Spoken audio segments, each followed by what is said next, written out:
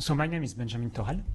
I come as the only spokesperson from Castillo Corrales tonight, but actually we are way more people than I am. Castillo Corrales is a collectively run space, so it's a collective. Sometimes we like, I don't know, depending on the days, like from I guess 1 to 8 or 12 persons together. The group has also changed over the years. So if I end up being just on my own tonight, it's mostly because, as Anne mentioned quickly, we are all running Castillo Corrales on a voluntary basis. So I'm in London tonight because we've been invited to do a project at Frieze, and so only a small group of us are here, while others are like continuing the activities, or artists, curators, graphic designers, or else. And so what I wanted to show quickly to just introduce what we are like. So Castillo Corrales, like that's our website at the moment. It's like cut in two because we've been doing this kind of an exchange with another institution in the US called Yale Union, which is in Portland, which is, well, not exactly the same sort of structure as we are, but we did a show at their place during the summer, and they're creating a show in our space at the moment. So the website is kind of split to kind of represent this. It doesn't make it like the easiest to navigate, but you kind of see that there's this kind of different also like department, let's say, in our structure. The gallery with the shows, the press called Perrault Press, and the bookstore, section 7 books, which you can also like, there's a dedicated website which hasn't been like updated for some weeks already, but on which you can also see like what we kind of do with publishing here with Perrault Press. And so why we are here is we're a specific project called Social Life of the Book, to which I'm going to go maybe a bit later. But maybe to kind of introduce what we're doing before I kind of focus a little bit on this, what I wanted to say that Castillo started kind of organically. So in 2007, we were first together sharing a small office in the this is a beautiful picture of one of the founders of Castillo Corrales, artist Oscar Tuazon, whose presence in Paris was really like important with the start of the project. We had like we were sharing a small space in Belleville, in which that happened to have like some kind of like a small small window, and on which like we felt like it was possible to start organizing shows. It was really a very small space, like maybe 20 square meters, not more than this. But the advantage with that, there was a small like through the back door that is hidden here by a temporary wall, nicely put by Oscar. There was a small door that would allow us to have access to like a small back room that had been like arranged by the owner of the space as a small like it looked like a cabin in a boat. So we could invite people and they could stay there. And so like the start of the project was out of this kind of like situation. We're like, okay, we share an office. We'd like to do something else inside of it. We have a possibility to invite people. So maybe this kind also of this fact that we were pretty unhappy with what was happening in Paris in terms of like contemporary arts and events at the time. Instead of just complaining, we started doing things kind of DIY or at our scale, mostly also inviting people from abroad instead of working with people in Paris, which was also to some extent, well, the presence of somebody like Oscar was kind also once more important there. But let's say that it was there was also this kind of like situation in which most of the people who started Castillo, I was at the time the junior member, and the other person all had like already kind of an experience in working in like more complex structure. So for them, starting again this kind of like weird space, not really with like a precise mission at the beginning, was also something that was trying to make things possible, and not really like also like trying to identify what we'll be doing, or putting like something like obvious in terms of expectation, or like saying in advance that we knew exactly what we wanted to do or start with. So, well, that was approximately how much people could sit in the space. I guess like the picture was probably taken from like out of the building. What happened is also that we got into this kind of weird situation where like we ended up sharing the space with a commercial gallery. So we were taking shifts. Each of us would do a show at a time, the one after the other. So which to some extent like was super good in terms of like cutting the costs of the rental, and also like allowed to kind of make the pace of the show, or like the structure also more kind of having a more regular program. But as you can see, like at the beginning, the one important also idea for us would be that any activity happening in the space would be at the same level. It could be like a book launch or lecture, as it is in this picture, or a show, or and there would be also at the time lots of like time in between like two events. Like it would be also like trying to keep the space as kind of workspace and like conversation space for us and for people who would pass by. And an important also dimension of this kind of way of working was trying to put together little by little also some kind of an economical model, being at the same time reluctant to be public funded space, mostly because the model, as it happens in France, would be, we felt like too constraining, and would mean really like putting together a program for like 1 year or 2 years, which was not at all what we were doing in practice. So we tried to find different ways to do things. We would do exhibition and sell works without representing artists. And for example, like one of the things that was good in like getting into books and publishing was that we started to also like instead of doing a show in the first like winter of Castillo, we transformed the space into a bookstore. That was not only something that we felt was like lacking in Paris and important to put together a bookstore that would bring mostly English-speaking publication from abroad, connected to art, connected to I mean, like other questions that we felt relevant and overlooked in Paris. So we knew of like independent initiative, or like also sometimes like I don't know, like a publication made by small institutions in the Netherlands who didn't have a distribution, and we could act with this kind of small space, start a conversation with these other people, and find a way to work together on this like low economical level, but that makes sense for both ends. Like selling books, like I don't know, at 20 euros is a good way to I don't know, at the same time find a balance in your economy, find also build some kind of this kind of work with other people with which like this kind of really intense also conversation can happen. And was also like a pretty good way, dynamic way to create an audience. I think when you go to the Section 7 books part of the website, oh, I'm very beautiful in that picture. Thank you, my friends. At Castillo Corrales website, would be like, we would do like lots of events, drink lots of wine, and have the possibility pretty often to do, to have also this kind of like, I don't know, social moments, or like this kind of model of, I don't know, you may know also like this,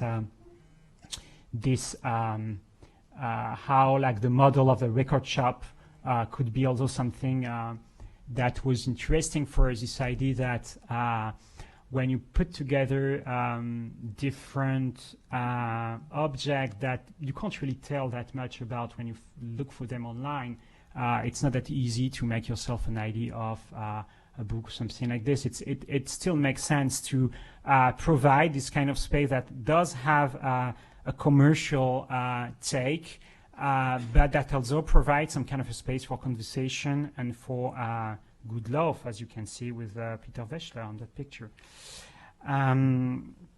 So why I'm insisting maybe also on this dimension of the of this idea is that indeed we kind of played with what could be also the space once where is it? This is this one. Once we transform also for 1 month Castillo Corrales into a wonderful bar called the Machu Picchu, in which like artists would do wonderful cocktails. A French artist, David Douard, made like this kind of like strange setup of like a bar and tables, and we hosted different evening inviting artists. That was a night with German artist Nina Koenemann, in which she did this kind of like a really complex film installation with us. Artist Clément Rodzielski making really it was a good night. So we would also, I mean, we do also like normal shows, let's say, like, for example, recently this year we made this show called The Group. That was a show about groups with mostly groups in the show. That was also like a way, for example, to gather documentation of a band called The Shattering and to show a movie by this like weird collective called Filmgruppe West that was kind of a loose collective in I think they were mostly in Düsseldorf and Cologne, maybe I'm wrong, with Kai Althoff, Michaela Eichwald, and we showed like a really funny movie, painful also to watch, in which they picture themselves as a band.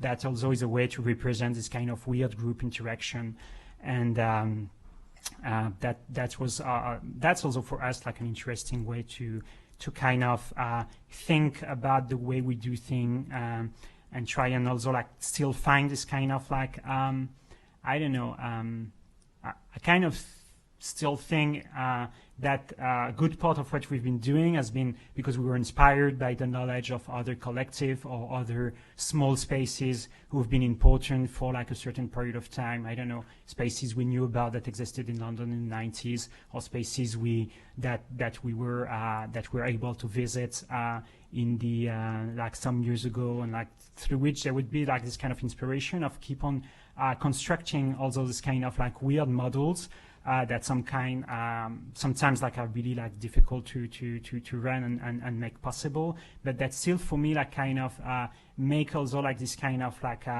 possibility to invent something different in terms of ways of working, ways of thinking, just ideas in the art world.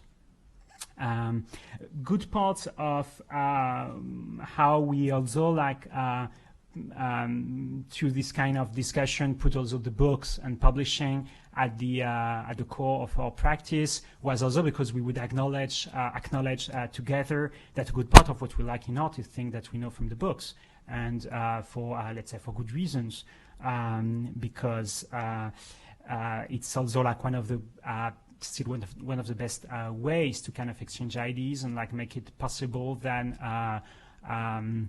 I don't know, this kind of artworks that exist in a certain place in a certain time can still like travel and have this kind also of like agency and potential to be more than what they are in an art fair, let's say. And to that extent, how we worked in the I like to look at this website with you. I had prepared a slideshow which is way too messy, so I thought, okay, let's go to that website, but I forgot there are lots of jokes that are so funny. Sorry. As you can, what I was about to say was that some time ago, sometimes we work outside of Castillo Corrales, also like invited as a cultural collective. And pretty early on, we were invited in an art center in Spain that, well, since then, unfortunately closed, or like changed its policy to such an extent that, anyway. And it was a pretty interesting moment in like being in an extraordinary, great way to work with a normal institution. They invited us because they had commissioned us to help them build one part of the library of that art center in the Basque Country in Spain. And so they invited us to create some kind of a series of small days, of a few days of conferences. And what was great is that they didn't care at all about how many people would come and listen to us. So it ended up being this kind of like amazingly stimulating and inspiring for us. And for, I don't know, there were less than 10 people, less than 10 people with us. But it was one of this kind of situation when like talking about books and bringing like a small group of people to talk about their own like experience with not only with publishing as such, but with reading, with exchanging books, with how like this kind of like connection to whether it be literature or magazines or this kind also of amateurish, also like normal approach to the printed object was could be considered as like important vectors in how we can make things in the art world, be there spaces, artworks, ideas, art criticism, and stuff like that. So the show was the series of talk was called Un agréable mouvement dans les idées, a nice move in between my ideas. That was a quote from like a writer, French writer, who wrote mostly like anarchist detective stories, and his diaries were published. And at some point, there's a hilarious moment when like he's commenting on a book he read that he finds it the most stupid book he's ever read, which is a book of philosophy, I guess. And he said that at some point there's also something great in knowing that you don't like and that you don't agree one single minute with this kind of literature, that it makes in between your ideas this kind of like move that helps you also carry on your kind of personal like endeavor. And this seminar to some extent was this kind of the beginning of this project that brought me to Frieze. So there was like Will Holder, the graphic designer, who we keep working on, who's like been living in London for a long time, who's now in Glasgow. Who else was there? This is Matthew Stadler. He's a publisher and a writer from Pacific Northwest, from the Seattle and Portland. Melanie Gilligan, who's an artist who's mostly making all the movies. Kim West, who's a Swedish art critic, I think is participating in this like Serpentine thing tomorrow. And so after that thing, after that days of seminar, we were thinking we would like to do, as you can see, a publication is now being prepared. Of course, it failed miserably because as soon as all these people disbanded, it's been really difficult to find, again, a way of working together. For me, it's been always very important to have Castillo Corrales as a place, as like a physical gallery space, at the same time a meeting point, but a space for us to work, and a way also to really ground our practice in Paris. It's been a pleasure to also like find this kind of way of bringing people to Paris, but it's not always possible. We are in this kind of like always pretty fragile economical level. So being in this kind of situation was also like this kind of like powerful, empowering moment. We were able to do a few years after that this happened, a small show in an art center in the Netherlands, in which we used for the first time this coinage, this kind of expressions, social life of the book, that comes to some part, it kind of pays homage to a collection of essays edited by Arjun Appadurai in the 80s. I mean, part of the approach can be considered like controversial. Arjun Appadurai as a way to what is interested in this kind of consideration of what would be called the social life of the object. It's the title of the book he edited at the time. Social life of the object would be for him and the people, the anthropologists mostly he was working with at the time, is a way to try to understand the biographical trajectory of objects and see how they kind of tell things about a society, about human behaviors, and about values inside of a society. An important point there is to say that, for example, commodity is not like a part of the nature of an object, but it's part of it would be a state in which an object can be in the course of its life. but it's not like and for which you can kind of analyze in which kind of a network or social situation this object exists, what kind of pressure it is subject to, what kind of pressure it puts on the individuals. And that would be like for us an interesting concept to bring to the field of the book, to kind of consider also like this kind of like specific agency that books can have in the art world, not focusing only on the artist book, but really on this kind of like more complex uses of publishing, and also like for a good part also it's pragmatics, how publishing is also this kind of like a peculiar site for collaboration, for work together for different people, artists, creators, graphic designer, writers, and how it can also like put together maybe what is the most important thing, which is how does it can exist in terms of public, in terms of a public existence, in terms of an audience. And that was also like an important input from Matthew Stadler at the time, who introduced us to the writing of Michael Warner, who wrote a book some time ago called Publics and Counter-Publics, in which he introduced the notion of publishing as a making of a public, showing how like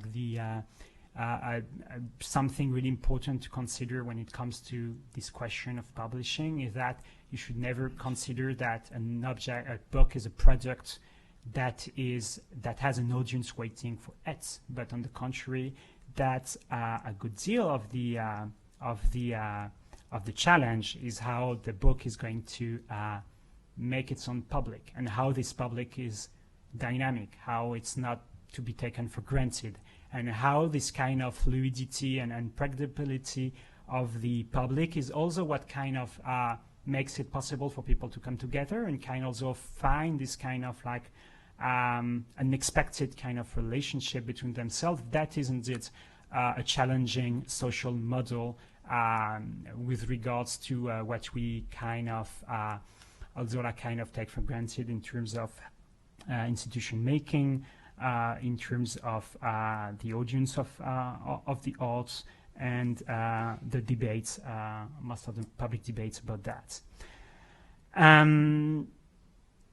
A way another, we also like, even if this is part of the background of the project also like for us has this kind of dynamics in the way that each, it's also like, as I was saying, this kind of site for collaboration, and in which like we can invite regularly new writers trying to build together also this kind of ongoing reflection on this question related to more specifically than to the book, but not indeed like trying to make like also like a point in advance, but so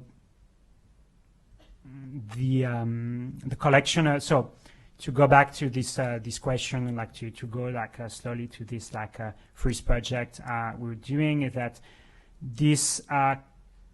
So instead of doing one book, we decided that it could make sense to make this kind of booking process. So each book in the series is like this very simple pamphlet, 16-page. It's like soon. At the beginning, they were made by hand by students that we were enslaved. Now we found like a binder in the Netherlands which is able to, which has a machine, but it means that we have to find a way to print them in the Netherlands, otherwise it would be too expensive. So the project evolved also to the extent that making it this kind of like long in process books in the making made it forces us to reconsider its production situation. It's like a support structure almost like every 2 years. Each text is like a new text commissioned to a different writer. The first one were 2 texts by artists in which like they are kind of also like a autobiographical dimension, which also like brings it's kind of like a peculiar also dimension to this question of the use of the book. Some proposition would be a bit more, let's say, like would have also like more of a conceptual take, maybe like this one is some kind of a performative reading of different texts by Chris Kraus, who's a writer and art critic based in Los Angeles, but who happened to have lived in New Zealand for some years in the 90s, and New Zealand sometimes reappears in a writing. And the three authors, John Bywater, Louise Menzies, and Marnie Slater, kind of looked inside of her books for this kind of traces of this antipode. They are from New Zealand themselves, and they kind of like made this kind of weird performative reading of Chris Kraus, and in the book annotating also how for them it's meant also this kind of like peculiar writing of distance, how like in the writing and in the reading, this kind of question of where you are and from where are you writing, what would be like this kind of antipodian world takes shape, and takes shape not as something that is like that also has this kind of potential to be changing, let's say. So when it comes to so we just published a few new pamphlets in the context of Frieze project. So that's meant, as I'm saying, like we're still in this kind of situation where like it's not really clear, like it's not always clear for the people we work with what is exactly Castillo Corrales. But so for Frieze, we've been invited to Frieze as a non-for-profit. So we're working with them like AIR in a situation when like they work with us in a production situation. So for us, the most important was to be able to publish a few new pamphlets in the series. We reprinted the first one that were sold out, and I don't know if you can read the name of the author on this. Boop, boop, boop. We published a new one with an artist and publisher and musician from the US called James Hoff, who wrote this kind of personal account on how he got into art through books to some extent, and how for him the anecdotes, the stories, these kind of small talk about the art and around the art and the book, something that artist magazines kind of for him kind of like used to convey, have this kind of like social maybe value that made it also for him this kind of important way into the arts community. The other book that we've published for the occasion is a book by Matthew Stadler, the writer I mentioned already a couple of times, in which he's like talking about the contemporary condition of publishing with a comparison to the use of margins in illuminated manuscript from the Middle Ages. We designed like a small booth with the idea that actually it's a big booth. We were really surprised. They gave us pretty big space, which was a bit embarrassing because these pamphlets, they're super slim, they're pretty, we tried to sell them for £5. So in an art fair, it brings this kind of like well situation, which is, I don't mind like using also this kind of object as kind of like weird commodity in this context. But then we worked with two artists, one who's part of Castillo Corrales, she's called Antonia Carrara, and the other who's a French artist called Martin Laborde, who made these chairs, tables, and this kind of a floor, which is a picture of a floor from Paris, from this kind of like passageways, but like not the most like romantic ones from the 19th century, pretty shitty one. That we thought could bring inside of the fair this kind of also in-between space, in between something that had this kind of like urban feeling, that could also like look like elsewhere than in the fair. And we were also keen on playing with this kind of idea that we wouldn't build something like a reading room, we wouldn't do something that would look more like a library, because indeed we kind of think also that this kind of notion of social life of the book could still also, as simple as it is, kind of run contrary to this kind of old-fashioned way to think about books as like this kind of precious object like full of knowledge. It's not that much that something we would be like aiming at or wanted to to protect. Like, we're totally fine with this kind of situation when like books are stolen. Book can be I don't know, overlooked, and most of the people who maybe are buying them are just going to lose them before they get out of the fair. Well, yeah, I think I'm done.